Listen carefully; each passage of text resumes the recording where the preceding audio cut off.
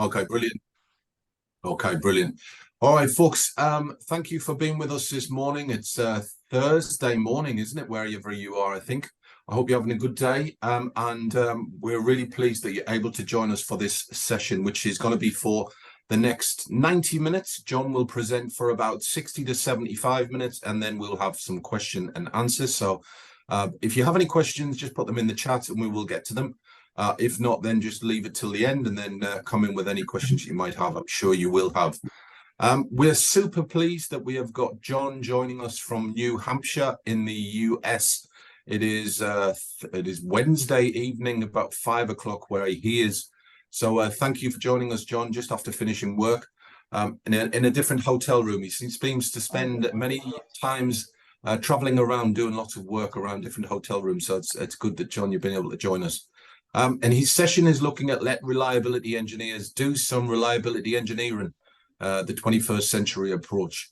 I know that John will give you a brief introduction into who he is and what he's about and all that kind of stuff. So I will let him do that as well. But I just want to thank on behalf of myself. My name's Ian Collier. I should have said that at the beginning. I look after some of these things and head up content at Eventful. Thank you for being here and thank you for being involved, John. And yeah, I'm sure we will be able to chat throughout this next 90 minutes. And yeah, over to you, John. Ian, thanks very much. Just some administrative things real quick. You can still see my slide, right? I had to turn it off, turn it back on. Yes. Okay, and I'm gonna in the upper right-hand corner, I'm just gonna write on the screen. Can you see that little squiggle up there I just put up there? Yes. Okay, good. Just want to make sure everything's working well. Ian, thank you very much for the opportunity. I always welcome a chance to speak with like-minded folks and talk about things. A lot of this is my perspective, and it may be different than the experience of some of the participants in this webinar. So again, I just want to share some things that I know, and I want to give you a little genesis of how this particular presentation came together. And again, this is sort of my observations over the years. We have, and I don't know if the titles are the same, if you even have this position, but it's not uncommon to come across people with the title or job responsibility of reliability engineering or reliable engineers. And what I found to be true is there's nobody really doing any reliability engineering. In fact, most people can't define the word reliability. Certainly a lot of the clients and customers that I work with, they say they want more reliability, but they can't even really define it. What they really mean is they don't want what they've got. They want something different. So I've taken a look at what a reliability engineer is supposed to do. And in the 21st century, I want to make the point clear that nothing that we do in maintenance and reliability is by the seat of our pants. It's really something that you can calculate and put math to it. So we're going to talk about all the factors that go into having a reliable plant and being able to calculate those kinds of things. So that's just a little bit of the genesis, but as Ian indicated, there is just a little bit of introduction who I am. I sort of reduced it to a slide. I've been in maintenance and reliability. I tell people since I had a head full of blonde hair and a 32-inch waist, so you can see the hair, but just believe me, it's not a 32-inch waist anymore. But I've been around for 39 years. I started out as an aircraft maintenance officer in the United States Air Force. And I was in that service for about 11 years and then have gotten out and went into industry and manufacturing. And I've owned my own maintenance and reliability, a global consulting company for 16 years now. I'm also the author of these two best-selling books, the Reliability Excellence Workbook and Cover Your Assets. These were #1 bestsellers on Amazon. And also, I do a lot of public speaking as a business owner, but as a professional in this space. I talk a lot at the conferences, the Society for Maintenance and Reliability Professionals, Reliability Plant, and I get asked to be a keynote speaker as a subject matter expert on various things. But I'm also a bit of a minor celebrity. I just want to tout that a little bit. I've got a very, that's a minor following. I'm not an influencer on TikTok or anything. Nobody's dressing like me, but I have a YouTube channel that Dr. John's Maintenance Minute. And I post little vignettes, little tiny 4-minute videos on maintenance and reliability topics. So you can find that on YouTube at Dr. John's Maintenance Minute. I'm also an Ian, I don't know if you know this or not, but I'm also the professor of the Maintenance and Reliability Management Program at the University of Wisconsin and the main campus in Madison, Wisconsin.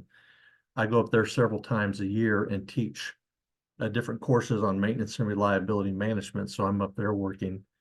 And then I have probably the highest certification you can have in maintenance and reliability, CMRP. I've been a certified maintenance reliability professional for 11 years. I am a college professor at University of Wisconsin, North Carolina State University, plus I was a professor for 5 years. I have a U.S. patent and a bunch of letters after my name, so I feel like I'm qualified to talk to you guys for at least 70 minutes on some things that I feel very passionate about. There's my website if you'd like to check it out, and that's what I look like when I'm actually wearing a suit and tie.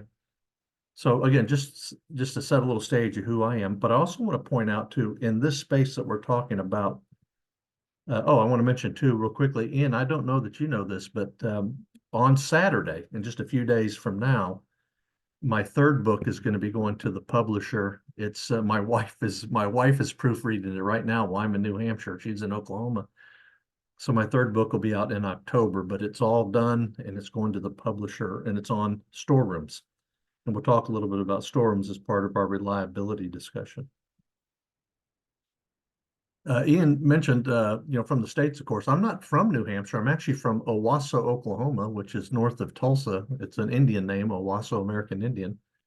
That's where I'm from, but where I'm currently at right now is right where I'm drawing this red dot right there. That's where I'm joining the webinar from. So I'm many, many hundreds of miles from home, up in a town called Portsmouth, New Hampshire, working on a storeroom retrofit for a company that makes drywall, wallboard for the home construction business. That's where I'm at. More pertinent to this conversation, I also, Ian, own another company. It's called the American Reliability and Maintenance Institute, and this company is solely a certification company. One of the certifications I have created, because no one was certifying these professionals. I said, well, I've been at this 39 years. I'm going to create this program and get it accredited. My first program was the Certified Professional Reliability Engineer program, and this has been a fantastic program. I also own the only storeroom certifications on the planet. No one else has a storeroom certification except for this company, and I own it, and I created it with my partner. And this has we're very pleased with the rollout that the world has accepted this, because we've got to raise the expectation of our professionals, the reliability engineers, storeroom folks.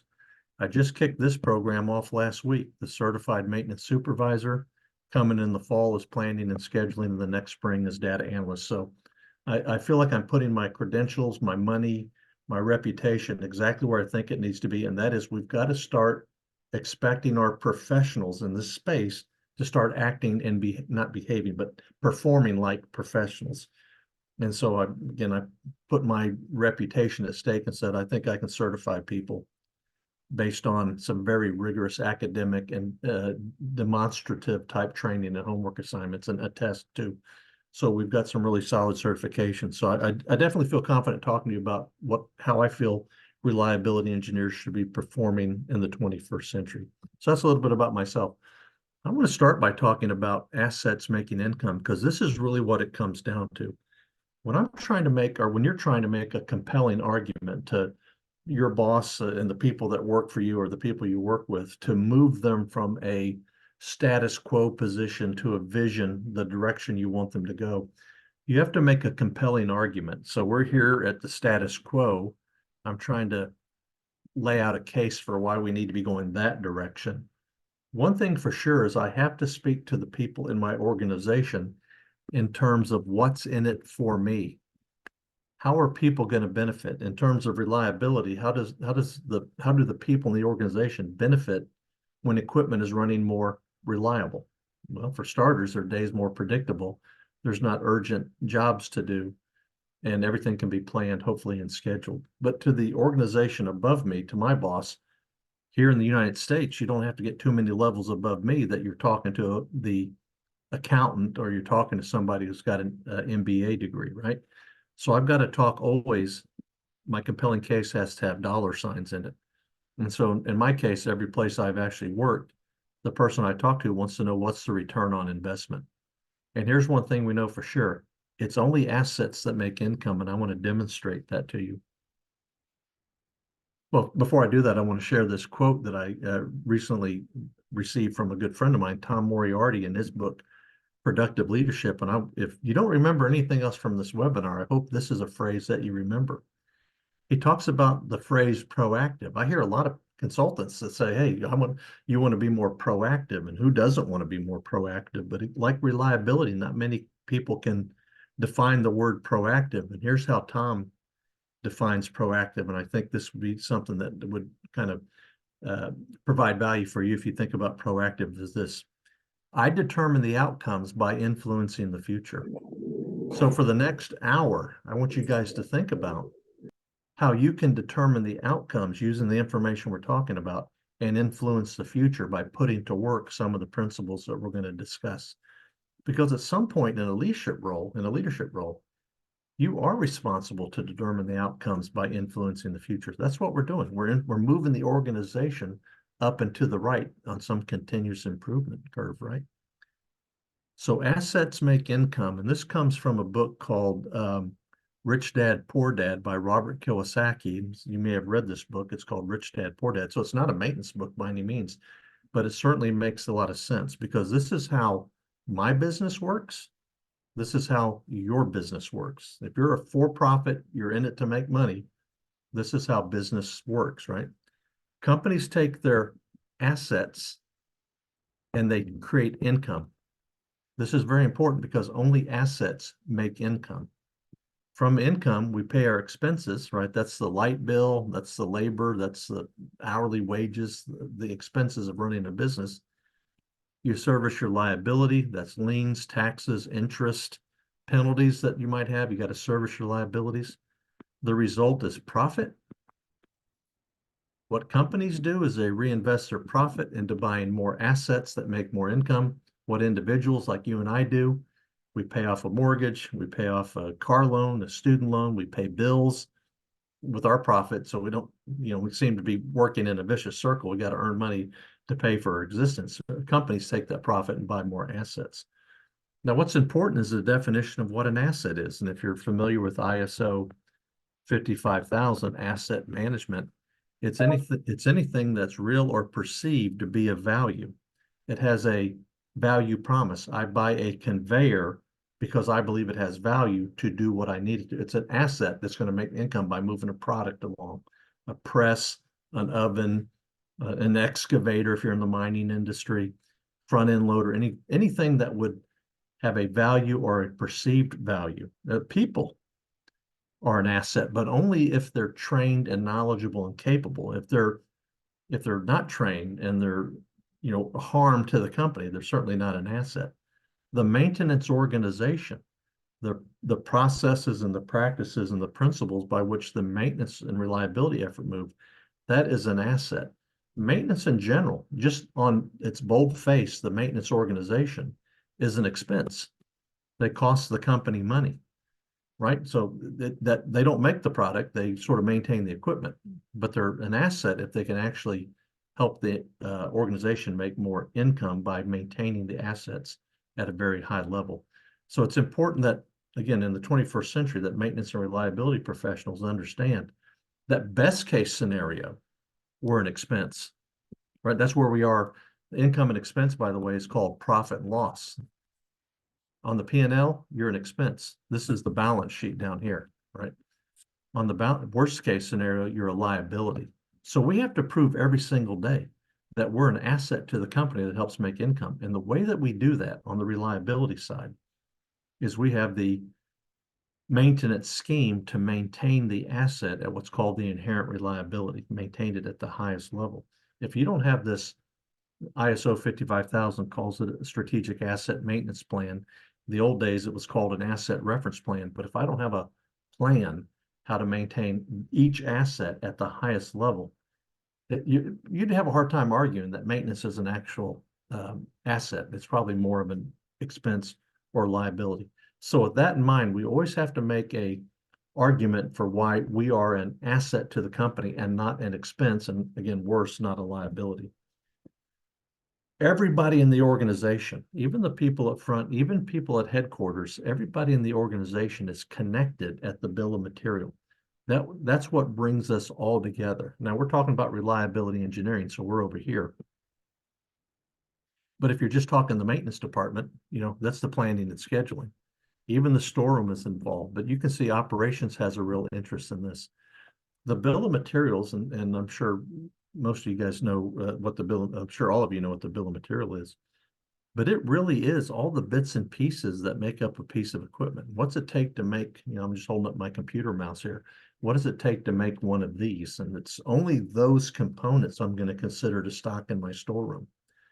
So I work with companies, and actually the best practice is that 98% plus of your assets will have a complete bill of material. That's from the Society for Maintenance and Reliability Professionals. Now, if you don't have a bill of materials, or if your bill of materials is lacking the collection of parts it takes to make your assets, I always recommend, and I work with my clients, we follow a pattern, or we follow the principles of ISO 14224. Now, this is an oil and petroleum ISO standard, but it has been it's sort of world renowned as being the way to put together a bill of materials if you don't already have one. And it starts with really breaking down your asset. This is a pump, for example, over here, breaking down your asset into the bits and pieces and using a taxonomy, how to actually label all your parts, the hierarchy, if you will, the parent and the child, etc. Like the drive mechanism has the motor and the coupler and the gearbox, and you break those down further to the bits and pieces. So in reliability engineering, this is extremely critical because we're talking about components linked in series, or components linked in series in parallel, or just in parallel, to determine the overall reliability of an asset. And you can calculate that up, if you will. But it comes down to the component level. And what we're going to discover a little bit later, mean time between failure, how long is that component supposed to last? So we have to have the bill of material, and it's a surefire bet that if you don't have a really good reliability program, it's because you have a very lousy bill of material program. Because once you can break down all the components, like this is out of an old car magazine from the 1970s. This is showing an exploded view of an engine block. That's how I consider bill of materials. Do you have something that shows here's everything it takes to make an engine block, and you've got everything called out by a number and a corresponding page or two that says here's what all those numbers are? Do we know the components that make up the asset? Do we know what the components are supposed to do? And are we able to determine if the component is living out its value promise, if you go back to what the definition of an asset is? So again, if you break it down to this level, it doesn't matter what industry you're in. If you're in the mining industry, if you're in the manufacturing industry, pharmaceutical, oil and gas, it all comes down to, is that asset performing, is that component performing the function that it's supposed to be performing? So kind of start with the bill of material, but with the understanding that we have to prove that we're an asset that makes income. That's just a little sort of wet the whistle on what, reliability engineering ought to be concentrating on, the performance of the component and if it's delivering its value promise. I talk about solar systems because these are the big divisions and the big movements in most organizations. You have the maintenance department, and then you have the storeroom, and these come together at a certain phase. They actually come together at the process of kitting. And you guys are familiar with job kits. The planner identifies the parts that are needed, communicates to the storeroom. They put it in a job kit, notify the scheduler, we're ready to schedule this job, all your parts are here. It's important when we're setting up our organizations, is certainly for reliability, that the maintenance organization, which is reflected in this top process workflow. This, by the way, is a Fortune 100 company. This is all the maintenance workflows connected together. To the left, it's identify, approve, and prioritize, plan, schedule, assign the work, hand over where production hands it to maintenance, execution, return to service, documentation, and analysis. That's all the maintenance. Down the workflows connected at the bottom are all the 32. If you remember, that's the subject of my next book. All the 32 storeroom processes all connected together. But where maintenance and the storeroom come together is at the process of kitting. You can see where it's in planning process and maintenance, and it's over here in issue and kit and the issuing process for the storeroom. The reason the parts are very important is because when an asset comes to our organization, again, it could be mobile equipment, it could be a facility, it could be an air compressor, it could be an air handling unit, it could be a press or an oven, a conveyor, it could be any, whatever an asset is. When the asset comes to our organization, it comes with what's called inherent reliability. The way it was designed, built, and if it's a fixed equipment, installed, add up to what's considered, or actually it multiplies up to be what's called considered the inherent reliability. What's important about that term is, and this is from Ramesh Gulati in Maintenance and Reliability Best Practices, you can't maintain more reliability into an asset than it has inherently. So the role of the maintenance department isn't to fix things when it breaks or keep the equipment running. Our job really is to guard the inherent reliability. That's our actual job. And we do that by offering technical advice. This is my advice. This is that strategic asset management plan or asset reference plan. If you follow these guidelines, this machine will run, for 20 years without any problem.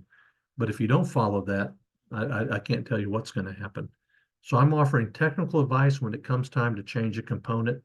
I have to do it disciplined, as I've demonstrated on this slide here, and it has to be the same component.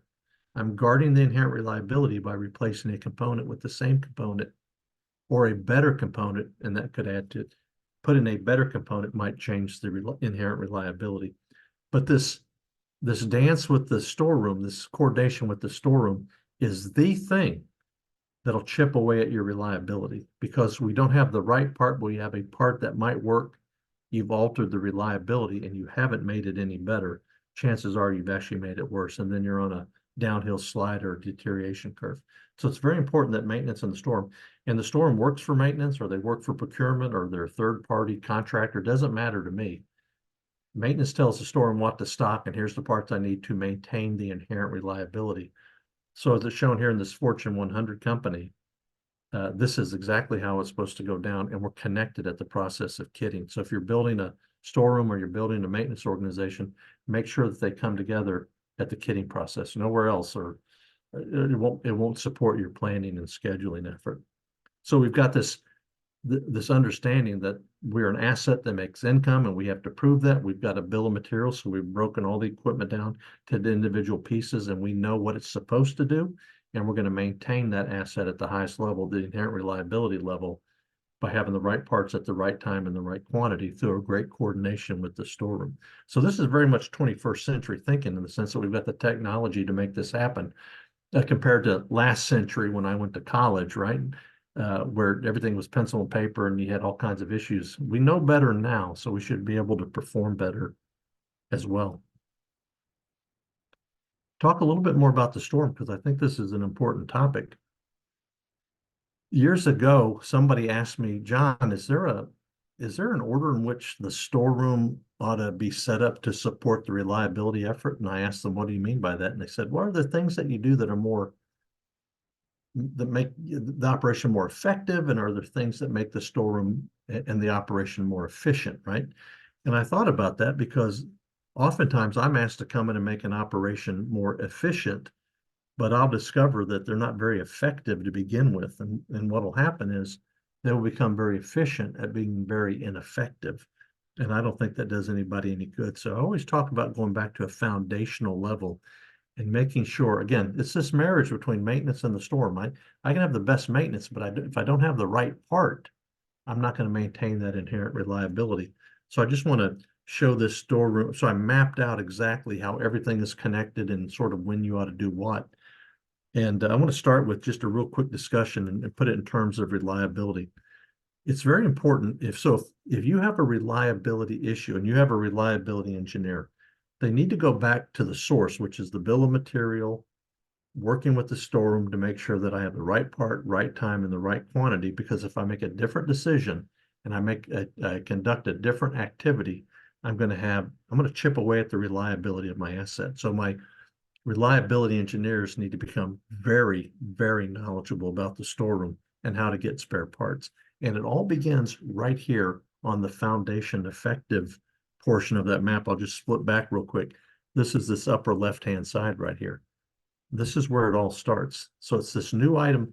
There's 4 processes, and they're shown here as the blue boxes on this storeroom roadmap. The yellow or the orange boxes off to the left, those are sort of the organizational things that a storeroom needs to have to set up, but we're talking reliability engineering. This new item setup is, how does a part get into the storeroom to begin with? You got a brand new asset that came in that now maintenance has to support for the next 20 years. We have to have parts in the storeroom to support it. Now, it's very important that the part that we're going to put in the storeroom to support the asset is the same part that's actually currently on the asset. So there's a process for me to get this into the store as a reliability engineer into the storeroom in support of that asset. The reliability engineer can determine outcomes by influencing the future by being part of the process to set it up. Don't leave it to the planner. Don't leave it to a maintenance manager. Don't leave it to a clerk. The reliability engineer needs to be engaged in getting the right part into the storeroom, right? Otherwise, you leave it to somebody else, you don't know what you're going to get. Also, to make sure that we've got the information we need to order the right part. It's not uncommon for someone in purchasing maybe to make a decision to stock a cheaper part or get a part at a different price from a different vendor. I don't know what the situation is where you happen to work or where you live, but people are always looking, the business side of the business is looking for a way to save money. That makes sense. That's important that we do that. But I know that I need to order this part from these people to these specifications to get the right part in, because the next step is receiving the right part. Now, the reliability engineer is off doing his thing, and the reliability effort of the organization's doing the processes they do. Somebody needs to confirm that the part that I ordered is the part that I received. And then it's issuing it and kitting it. And this goes on to the discussion we just had previously about the planner and the schedule and the storeroom coming together, at the kitting process. So the reliability engineer, who is not trained typically on the storeroom function, now has to become integral to the storeroom function, because I'm going to determine outcomes by influencing the future. I have to be engaged in the things that are going to change my future.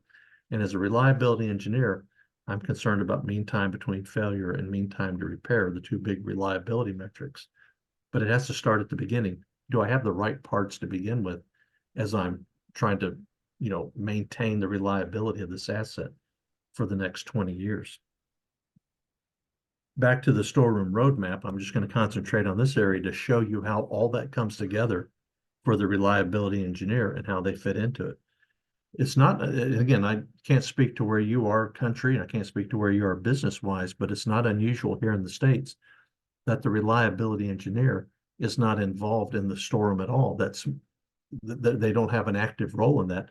I think in the 21st century, that's a mistake, especially when we're trying to cut costs, we're trying to lean out activities. We need to make sure somebody's not making a decision that's going to impact our future in a negative way. And so as a reliability engineer, there's the committee, there's a store stock committee.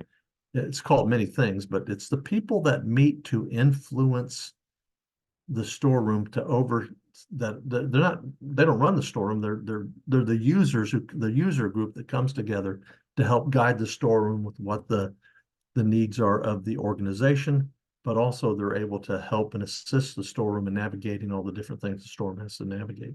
It's called the store stock committee. Your reliability engineer is on that committee. Because look at the 2 other functions that are in this foundation efficient section of our roadmap. It's the kitting process, which we've already spent time talking about, that my reliability engineer wants to make sure I've got the right part at the right time in the right quantity in that box for the planned job. It can't be any part in any order of quantity. It's got to be the right stuff to maintain the inherent reliability. The data scrubbing is my review of the item master data of the items that are in the storeroom to make sure they meet the specifications of what I need to maintain an asset at the highest level of reliability.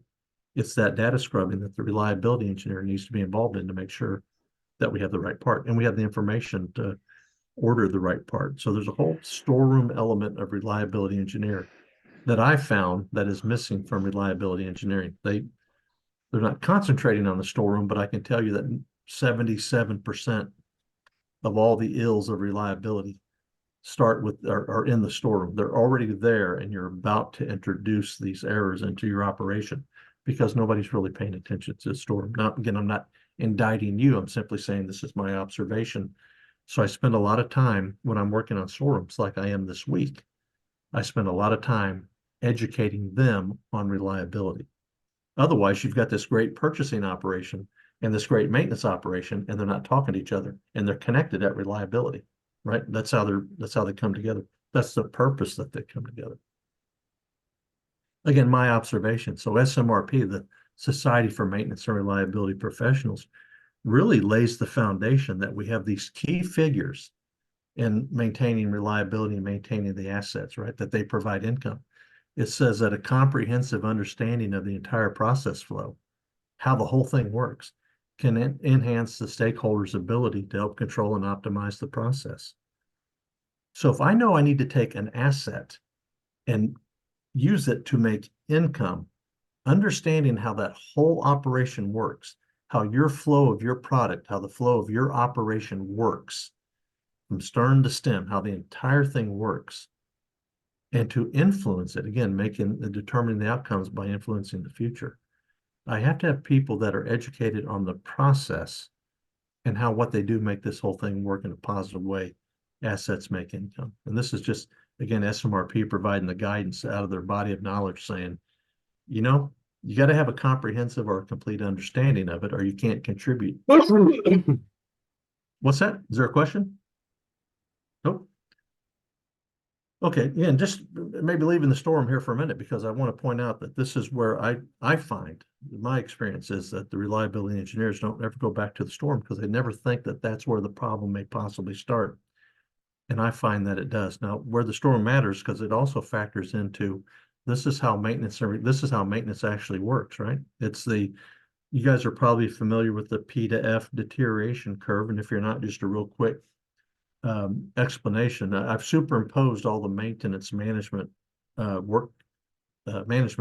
details on the P to F curve, but every component that's in your operation is moving. This is time down here on the x-axis. Every component is moving along some sort of death spiral or what's called a deterioration curve till it hits this point P. And point P is where you can detect with your own senses that something's not right. Hey, does that bearing feel hot? Is that motor making a funny noise? Do you hear that clicking sound? Do you sense that vibration? Something is different than it was previous to that. Functional failure is where the component no longer functions. I'll give you an example. In reliability-centered maintenance, we talk about what is the function of the component or what's the function of the asset. A pump, for example, has three functions. The first one is to displace liquid from point A to point B. The second function of a pump is under a certain pressure. The third is under a certain flow, gallons per minute or what have you. So those are the three functions of a pump. If it fails to perform any of those functions, it has functionally failed. It is at this point F. If it doesn't pump at all, it's failed its primary function, which is displace liquid from point A to point B.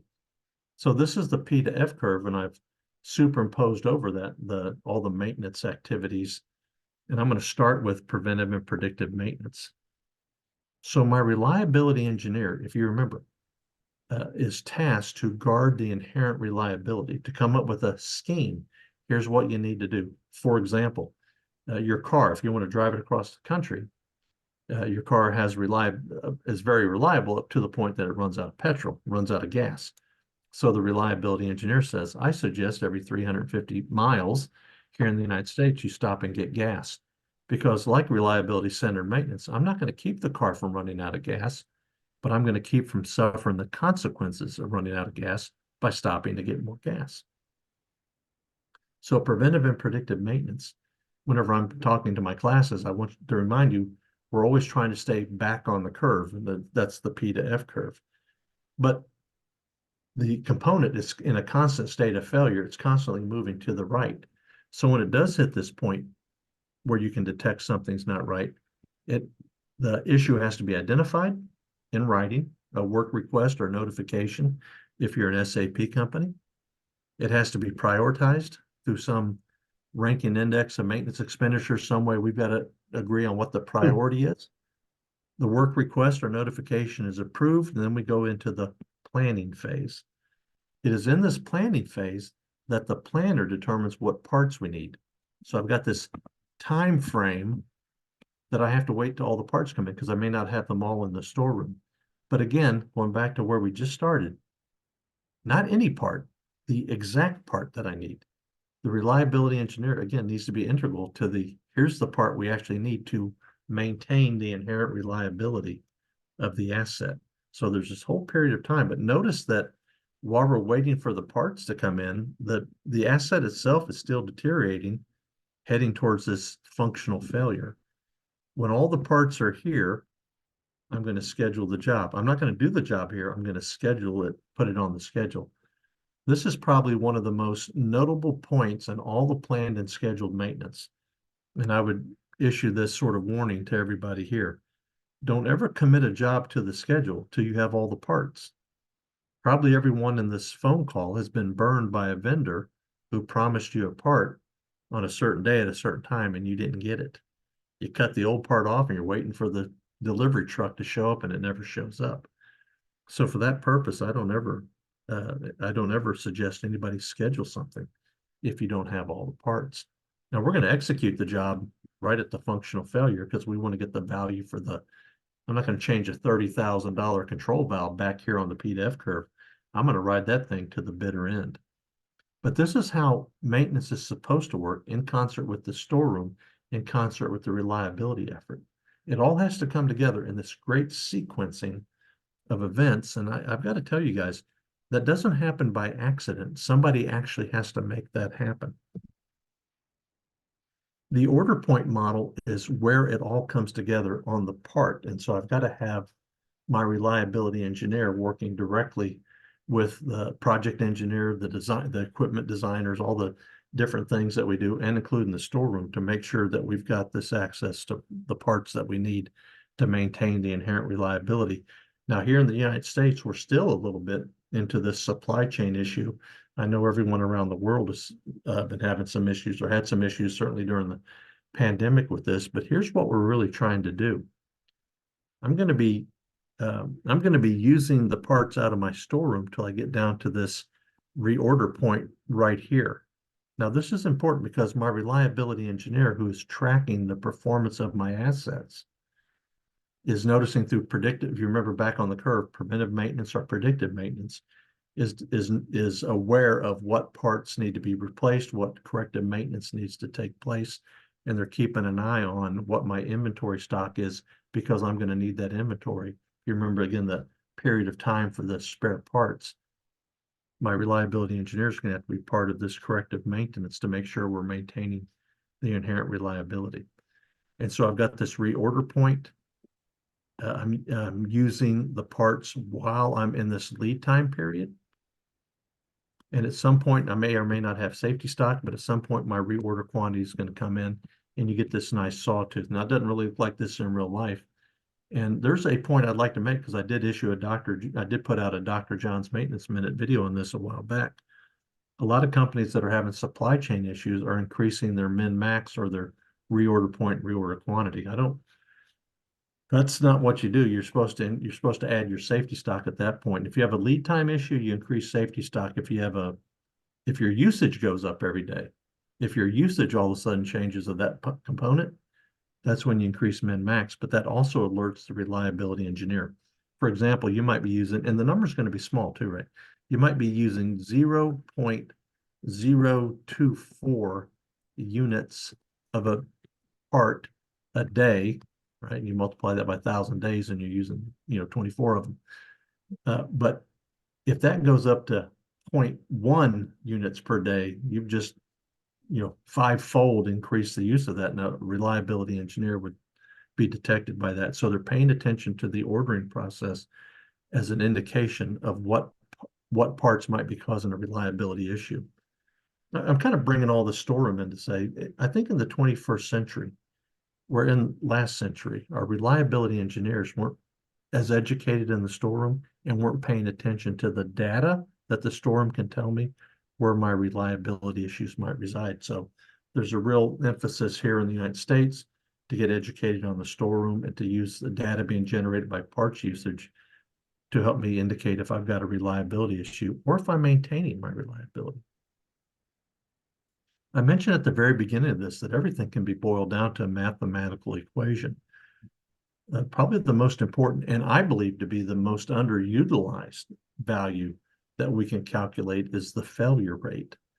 Now, you guys probably aren't familiar, you may or may not be familiar with the failure rate. You're probably, in terms of reliability, more familiar with mean time between failure, which is essentially I put a component in place. How long does it last? It fails right here. What's my mean time between failure? And mean time between failure on a bell curve is just the average, right? Mean time between failure is the average number of failures over a period of time. Or you might be tracking mean time to repair, which is the other big reliability metric. Something goes down, planned or unplanned, comes back up. How much is that time? The reason the failure rate, again, underutilized, but I think it's the most important value we can have as reliability engineers, is because the manufacturer of that part doesn't know the context of your operation. They don't know the crazy, desert, dusty environment you're in, or the wet jungle, of Brazil that you're in, or maybe you're running this thing underwater. They don't know that because, they're making a motor and shipping it out. They don't know what you're going to do with it. But the manufacturer of just about every part that you have on your equipment is running that part through some sort of test diagnostic, probably using a Weibull analysis to figure out what the failure pattern is. And they can tell you, you can call back to the manufacturer of your product, like this little pin here, and you can ask them, what's the failure rate of this? Because they ran it across a test stand and they got a failure rate. And it might be 0.00018 failures per hour. That's very important to know because I can do something with that failure rate. For example, and I'm going to just do some math here. If I have a component that fails 0.00018 failures per hour, and I run 24 hours a day, and I run 365 days a year, let me just do the math real quick. Hang on a second, guys. I probably should have had this done already. If I've got 0.00018 times 24 times 365, I'm going to have 1.58 failures per year. So my reliability engineer can contact the manufacturer of that part and ask what the failure rate is because they calculated it. They calculated the failure rate. It was part of their test requirement when they were testing to see what the failure pattern was. Now, what can you do with this information?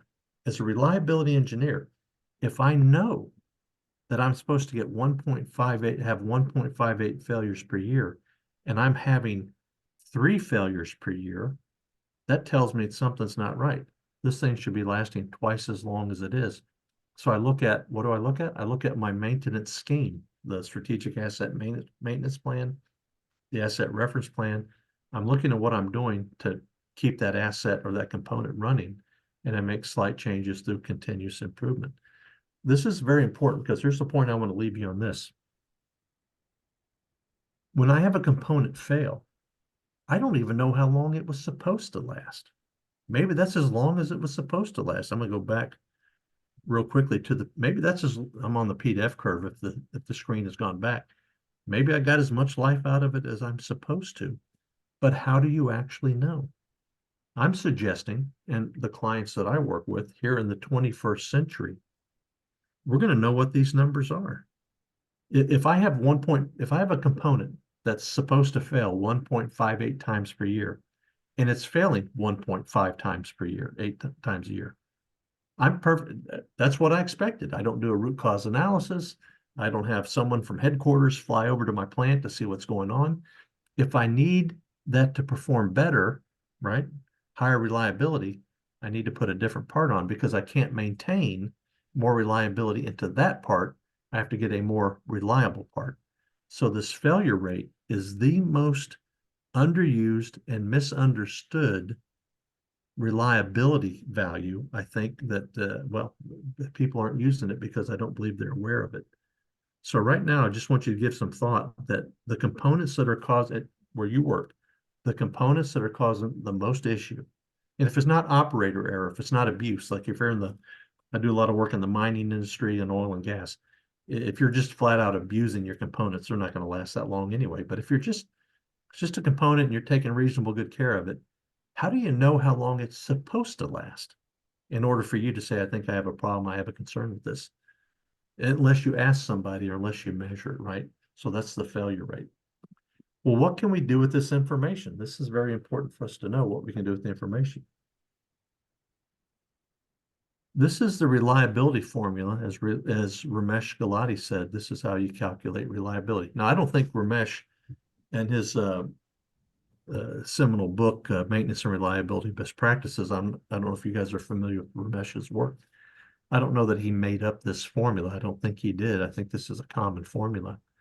But Ramesh was the reliability director for the Department of Defense for the U.S. military. So, and I know him, and not really well, but I know him and have spoken to him many times, and I think this works quite a bit.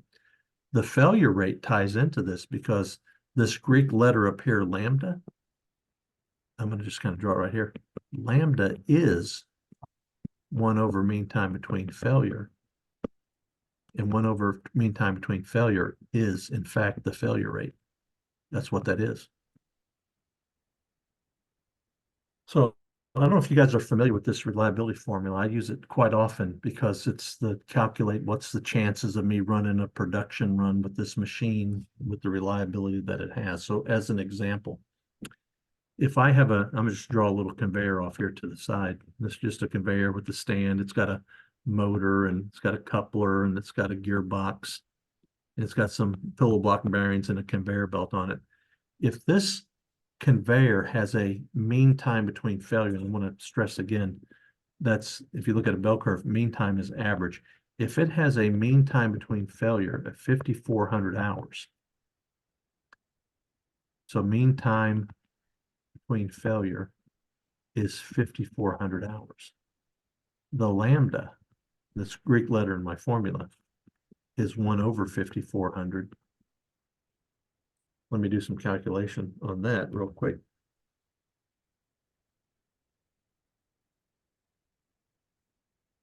One divided by 5,400 is 0.000. Oh, there you go. It's 0.00018. I should have known that, right? 0.00018. E is the natural log, and it is 2.71, so it's a constant. So if I've got this conveyor that has a mean time between failure, average failure of 5,400 hours, and my production manager, the guy that runs the operation, he wants to run that, that's the T in the formula up here, he wants to run it for 30 straight days.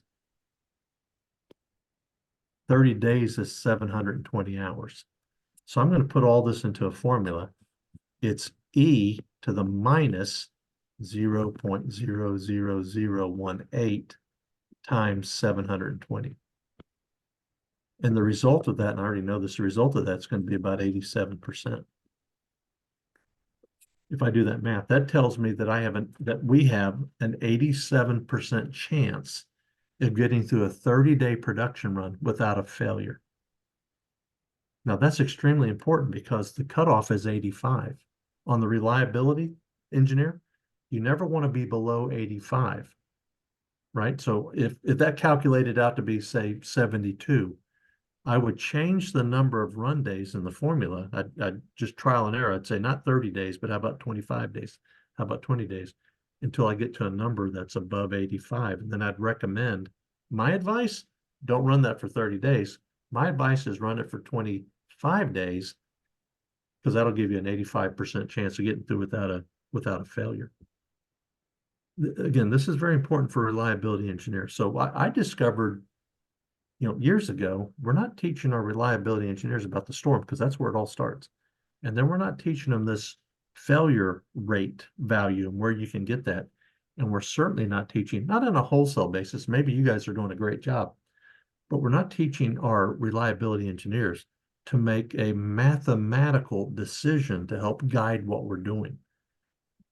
Our reliability engineers are doing managing tradespeople or they're running projects or something. They're not doing reliability engineering. And I'm suggesting that we stop doing that and let reliability engineers do some reliability engineering. And it starts with recognizing we're an asset to make income. We're all connected at the bill of material. We need to understand the storm, which is the start of it all, the inherent reliability of the asset and the inherent reliability of the component, and then calculating failure rate and calculating reliability. What we're ultimately after, and we're actually tasked to do by ISO and just common sense, is we're risk managers. That's what we're trying to do. We have to understand risk, we got to mitigate risk, and we got to control the risk. But we need to understand, again, like everything else, it's down to a mathematical formula. Risk equals probability times consequence. And there's a fair chance that most of you guys are very familiar with the standard risk matrix, and this is it right here. I'm going to change my color on my pen if I can actually do that right now. I want to make some observations. So this is a traditional risk matrix. If you absolutely if you got a brand new machine and a brand new conveyor, if you will, and did no maintenance whatsoever, we didn't have a PM, we didn't have autonomous maintenance through an operator, we didn't have a vendor, we didn't have any spare parts, we had absolutely nothing. And we started that conveyor up, put it into production. It was a good conveyor. Everything was fine. Put it into production. I would suggest that you're probably going to have a failure of some sort on that conveyor within the first 1,000 hours or within the first 42 days. And when you have that failure, because you don't have any spare parts, you're probably going to be right here on the risk matrix. I have the definition of the frequency is frequent. The definition of the severity is critical. Not because someone's going to get hurt, right? It's not personal injury and there's not going to be damage. But what's going to happen is I'm going to be loss of availability because I don't have the spare part, right? So if you'll notice on this risk matrix, and I don't know if you've got much experience with it, but the very dark green cells, or the word accept is in there. The ISO standards tell us that matter of fact, SMRP tells us that the leadership has to determine the acceptable level of risk. And a manner in which they do that, the organization tells us, your organization tells you, is they write the word accept on a risk matrix. So in this example, the organization says, hey, look, we can't be here. That's high. That's untenable. That's not sustainable. We need to be somewhere over here. So let's just say, example, we want to be down here at number 14. What do? There's two ways the reliability engineer, again, influences the future, that moves us in the direction. The first one is through preventive and predictive maintenance, defining the best preventive maintenance and the best predictive maintenance. You remember, I talked about it. It's the maintenance scheme, right? It's moving the frequency from frequent over to remote. And that's every 11.4 years to 114 years. So it'll virtually never happen. Why? Because we're catching it on that P to F curve, and right before functional failure, we're taking some action. So that moves me to this column. I move the row from critical down to marginal by having the part. I spent the whole first part of this presentation talking about how the storm is very important to reliability. The reliability engineer says, here's the PMs we need to do, here's the predictive maintenance we need to do, and here's the parts that we need to stock. Why, what we need to do and why we need to do it, the what is what I just described. The why is to move from a 3 or a high risk to a 14 to an acceptable risk.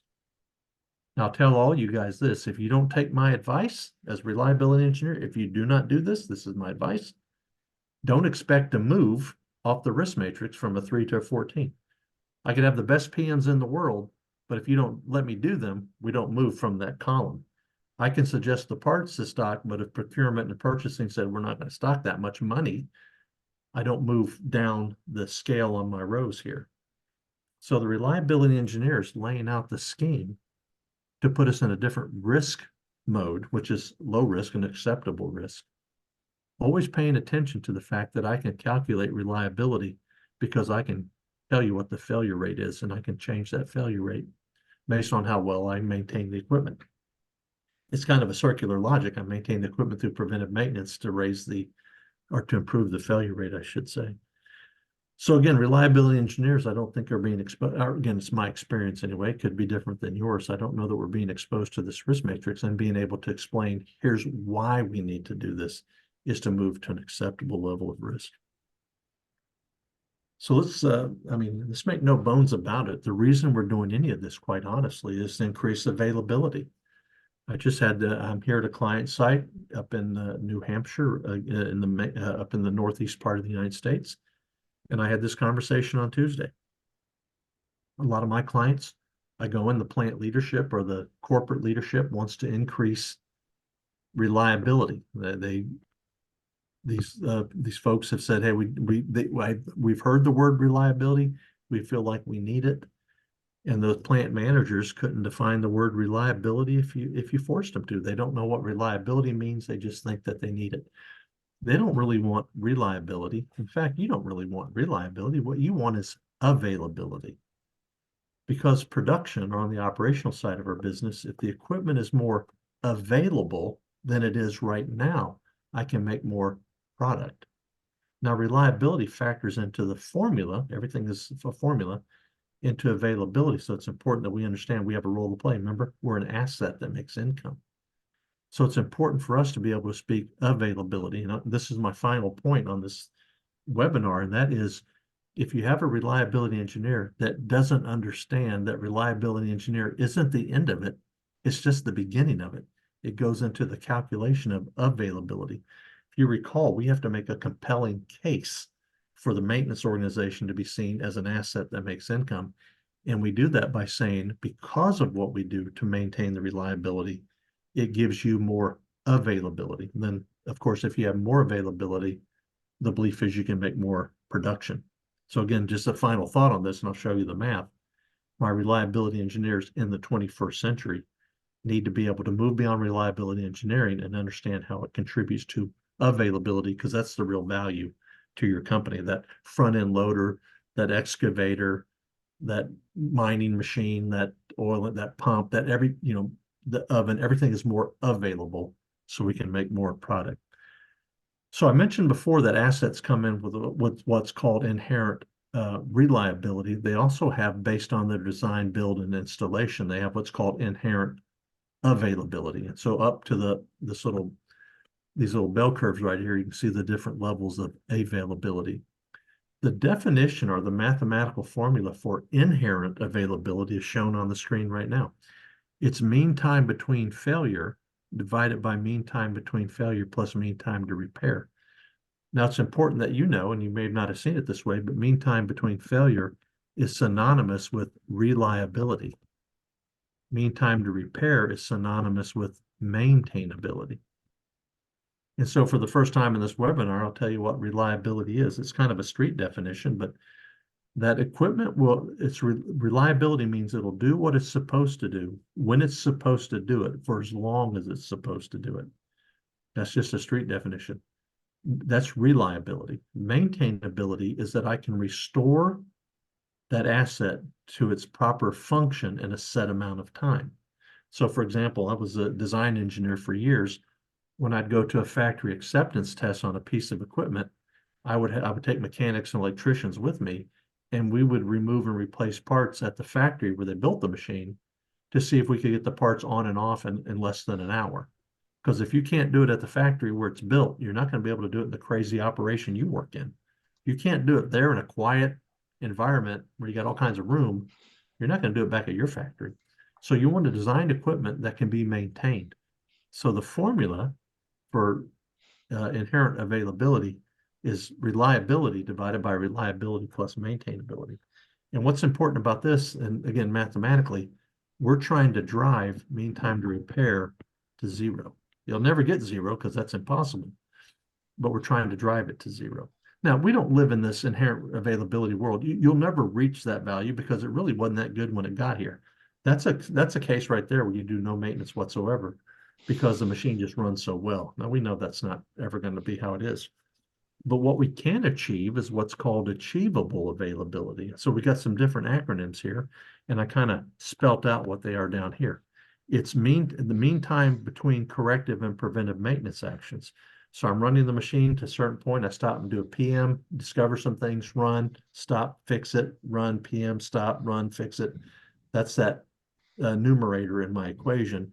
The denominator is that same value plus mean active maintenance time. That's the time the PM and the corrective maintenance actually took. So this is what we're able to achieve. But that's not where you are right now, because you may or may not have a really robust reliability program. You're likely to be at this value right here. This is where you just sort of devolve to. This is the operational availability. This is where you are. It's that same value of mean time between maintenance divided by mean time between maintenance plus mean downtime. And the reason this is important is because this factors in all of those administrative delays. I don't have the part, I don't have the technician, I don't have a trained person, my best guy's not here, I got to call in a contractor. It's all that other stuff that adds to it. I always want to drive this value. I'm never going to get zero, but I want to drive it as down as much as I possible can. And I drive these numbers up because here's ultimately what we're after. This is what you get with the reliability engineer. The point between operational availability, operational availability, and achievable availability, this little space right here, this is the delta. Delta being the difference. If I can make a 1 to 2% difference from operational to, if I can start working that direction, just a 2% change in productivity, and I came out of a steel mill for 12 years, that would be, in my steel mill, that would be millions of dollars every year. If we could run just 2% more, longer, 2%, millions of dollars. Now you talk about, go all the way back to the beginning where we started. Assets make income. How does maintenance make income? They're not an asset, they're an expense. They cost money, right? They don't make a product. And worse, they're a liability. The argument we're going to make, and this is where we started, kind of come full circle. I make a difference and I make income by giving back or increasing the availability. Just 1 or 2%, think about 1 or 2% increase in productivity would mean at your organization. It may not be in the millions of dollars like in a steel mill. I don't know what industry you guys are in. Maybe it's just hundreds of thousands. Maybe it's tens of thousands. At what point is it not worth doing anything at all, right? But I can tell you one thing for sure: you're not going to close that gap. You're not going to shrink that delta. You're not going to invest in that delta. You're not going to reach that achievable if you don't have an active reliability engineer that understands that we do create income for this company. We're connected at the bill of materials. It's the parts and the components that are very important, and I have to have a relationship and be locked in with the storeroom. Maintenance in the storeroom are connected at kitting. I've got to have the understanding that the failure rate is the number that I need, because I can manipulate that to figure out what my reliability is, and I can calculate what my reliability is supposed to be, and I can take active steps to at least reach that. Not something extraordinary, but can I at least get to, I'm going back to the example, 1.58 failures per year. If I'm up to 3, can I at least get to 1.58, right? Not something extraordinary like 0, right? I've already told you it's never going to be 0. But if I'm not measuring it, and if I don't know to look for it, because I'm a reliability engineer who's not allowed to do any reliability engineering. And I suggest that we start letting our reliability engineers do some reliability engineering. Now, this is just a short presentation of a bigger, of course, but I want to share these thoughts with you today and ask that you guys take a real consideration about educating your reliability engineers and letting them be part of the process that helps maintenance become an asset that makes income for our company. Ian, that's all that I have as far as a presentation. If anybody wants to reach out to me for any questions or needs anything from me, there's my email address right there. I apologize for being so long. I didn't think about it when I set up my company. That's a very long email address. Brilliant. Thank you, John. Folks, Any questions? Basically just unmute yourself and ask the question, please, folks. Got a few minutes left for sure.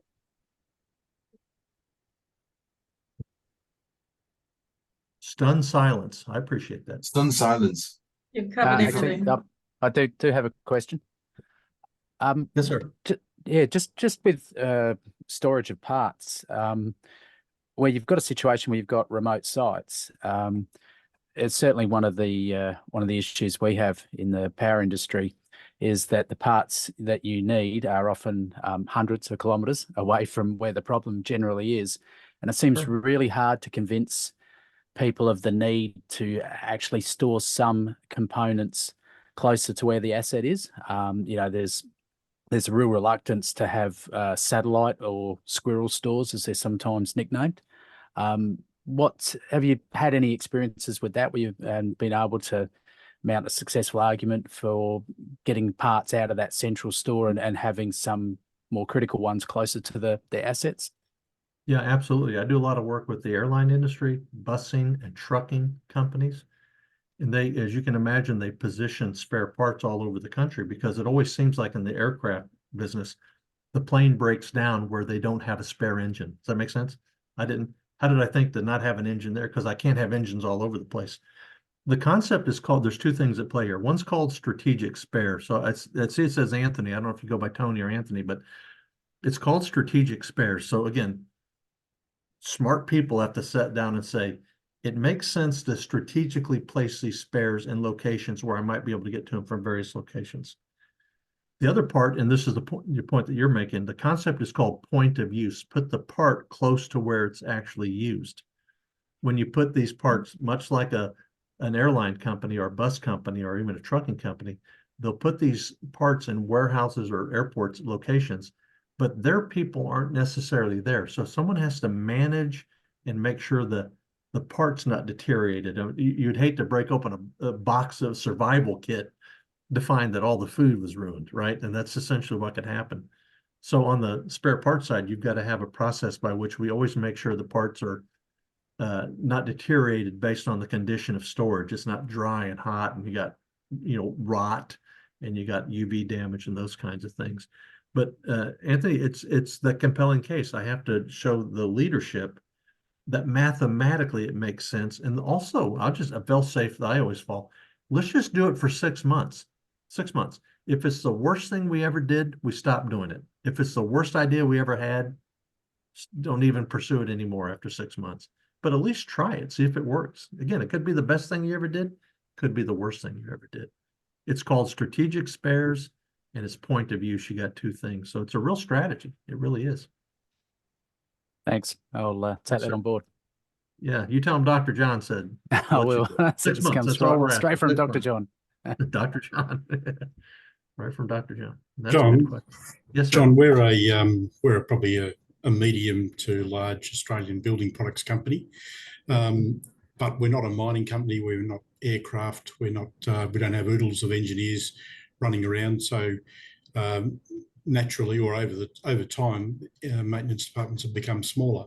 And where they do have reliability engineers, and not all of them do in each of our manufacturing sites, the engineer, as has been pointed out, gets to manage contractors, gets to do this, gets to do that, gets to go to meetings, etc., etc. One of the things that often they find themselves left with is becoming the storeman or the store, the parts orderer or whatever. Given what you've presented today, should that in fact be something that they embrace, because then they're in control of it? Yeah, that's a great question. I don't know if you heard me say at the beginning, but I'm actually at a building manufacturing plant here. Yeah. Yep. This plant makes drywall. It's National Gypsum. They make wallboard. Yeah, we got one of those too, or a few. Okay. Yeah. Okay. Good. And so, and I do a lot of work in this space right here. It's a great question, and it's one that I address quite often. I want the reliability engineer engaged as but not the wolf guarding the sheep, so to speak. Because you're absolutely right. The reliability engineer ends up shagging. I don't know if that's it's probably the wrong word to use. It means something In different Australia, in maybe. America. I apologize. As soon as I said it, I went, oh, wait a minute. You're not in You're not in Australia, you're England, right? That's New Zealand. But essentially, trying to get the parts versus, and here's the point. You have a reliability engineer, but you just call them something different, right? There's somebody, it's a responsibility and a role. Somebody's doing it, but not doing it very well because they're doing something else. And if you're trying to find parts and these kinds of things, your mind isn't, I need to have that part. And you're like, I can't get that part, but I can settle for this part. What you've just done is decide for your entire company that I'm going to lower the reliability on that asset because that's the best that I could do because I'm in charge of trying to find the part versus insisting on the right part because you're the wolf guarding the sheep. You need, I don't know what the advice for you because I don't know your place, but it's a manpower issue, probably, it sounds like. Yeah, largely. Yeah. Thanks, You John. don't put the reliability engineer in charge of the parts because that's the wolf guard the sheep, I think. That's 2 good questions. I wonder if there's 3 good questions out there.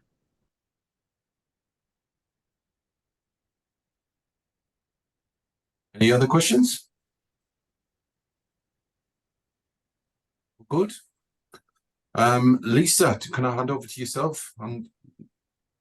Sure.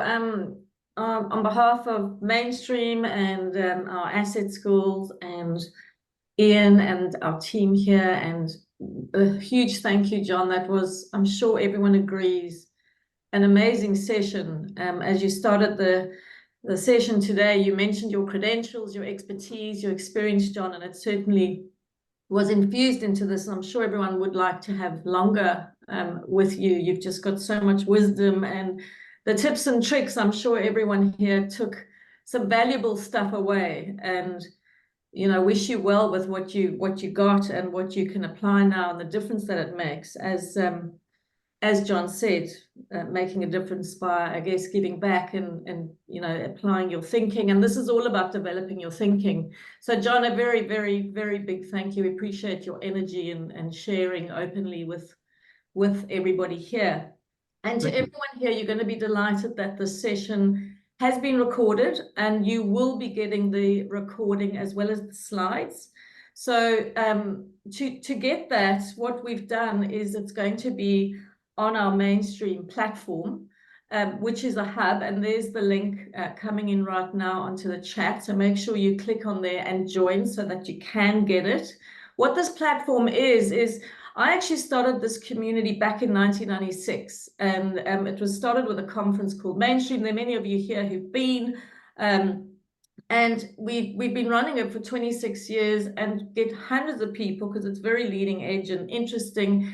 And people kept saying, Lisa, when are you going to, we come for 2 days, we go away and we lose connection. Can you please do something to keep us connected? So we built this platform, and we have hundreds of like-minded people like you where you can come in and connect with others. There's no charge, obviously, to come in. And then as part of that, to give you value, because that's what we're about, is you get these masterclasses once a month, high quality, like John today, amazing podcast, hundreds of white papers. And the biggest thing is access to each other. You all have something amazing to share.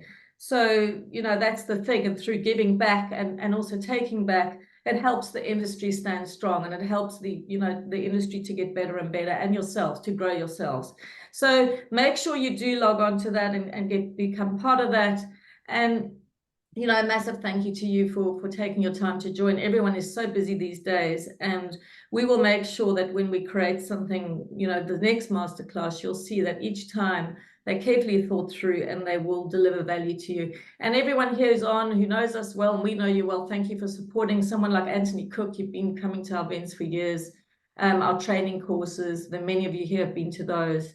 So appreciate you. And to those new to this community, welcome. And we look forward to, having you more involved. So, once again, John, thank you. And to all of you, take care until we're in touch again, and look out for your email tomorrow with this amazing session that you can share with your team as well. So all the best to you, and keep well as well. Thank you, everybody. Until next time. Cheers, folks. Thanks a lot. Thanks for joining us. Thank you very much. And we might see Thanks, you in John. Australia sometime, guys. John, for more. Gonna Definitely. get more, the masterclass. Bye. Thank you all. Thank you, Bye guys. now. Thank you very Cheers. much for that. Guys. Awesome. Thank you. Thank you, That's folks. fantastic. Bye. John, can you stop on for 5 minutes? Yeah, absolutely. It's amazing how quick an hour goes. Getting nice comments coming through. An hour and 15, mate. You went longer. And everyone stayed on. It's obviously that promise of sending them checks in the post, John, that seems to have worked, didn't it? Yeah, I'd be happy to share anything with anybody. It's if they have any questions, of course. If there's follow-on perfect. questions, please, if anybody asks, please forward those. Fantastic. The time change, I'll answer them. I'll answer them the day before you send them. That's how it's going to work, right? It would do. Yeah, sure. Thanks, John, mate. That was really, really good. I understood lots of it, which I think is often a very a good barometer. So Yeah, the fundamentals, talking, right? Or the fundamentals. yeah, if you're talking to someone like me and I get it, then yeah, it was very good.